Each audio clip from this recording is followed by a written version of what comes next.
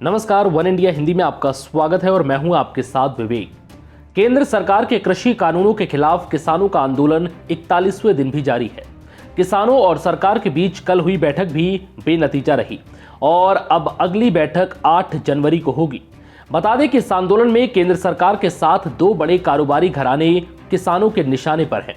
मुकेश अंबानी और अडानी के खिलाफ किसान आक्रोशित हैं। इस बीच मुकेश अंबानी की कंपनी RIL यानी कि रिलायंस इंडस्ट्रीज लिमिटेड ने पंजाब और हरियाणा हाईकोर्ट में अपनी सब्सिडरी जियो इन्फोकॉम के जरिए दायर याचिका में कहा है कि वो किसानों के समर्थन में है और पूर्वानुमान के आधार पर फसल उत्पाद की अच्छी कीमत तय करने के पक्ष में है।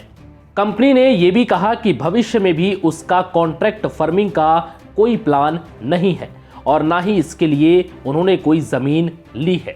रिलायंस ने यह भी कहा है कि 3 कृषि कानूनों से उनका और उनकी कंपनी का कोई लेना देना नहीं है और ना ही किसी भी तरह से ये कानून उनको कोई लाभ पहुंचाता है।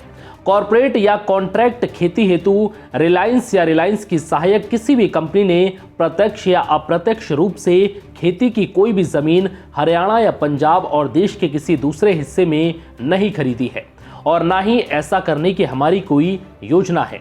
RIL ने यह भी कहा है कि इसकी सब्सिडरी कंपनी जियो इन्फोकॉम ने पंजाब और हरियाणा हाईकोर्ट में याचिका देकर इसके टावरों की हो रही तोड़फोड़ को रोकने की मांग की है। RIL ने कहा है ना तो रिलायंस और ना ही किसी अन्य साथी कंपनी ने किसानों की जमीन खरीदी है। कंपनी का कॉन्ट्रैक्ट फार्मिंग का कोई प्लान नहीं है और भविष्य में भी हम ऐसा कुछ भी नहीं करना चाहते। रिलायंस इंडस्ट्रीज ने कहा है कि कॉर्पोरेट खेती के लिए उसका पंजाब या हरियाणा या देश के किसी भी कहीं भी कोने में जमीन खरीदने का फिलहाल कोई इरादा नहीं है। कंपनी ने कहा है कि उसका कृषि कानूनों से भी कोई लेना देना नहीं है और इनसे उसे जोड़कर उनके कारोबार और प्रतिष्ठा को नुकसान पहुंचाया जा रहा है। कंपनी ने राज्य सरकार से अनुरोध किया है कि वो उसके टावरों को नुकसान पहुंचाने के अवैध कार्रवाई को रोकने के लिए दखल दे। गौरतलब है कि किसानों के बीच ऐसी धारणा बनी है कि नए कृषि कानूनों से मुकेश अंबानी और गौतम अडानी जैसे उद्योगपतियों को फायदा होगा और कॉरपोरेट के लोग उनकी जमीन हड़प लेंगे।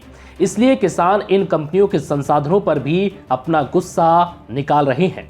पंजाब में आंदोलनकारियों ने जियो से जुड़े 1500 से ज्यादा टेलीकॉम टावरों को नुकसान भी पहुंचाया है, जिसके बाद अब मुकेश अंबानी ने ये सफाई पेश की। फिलहाल इस वीडियो में इतना ही। नमस्कार।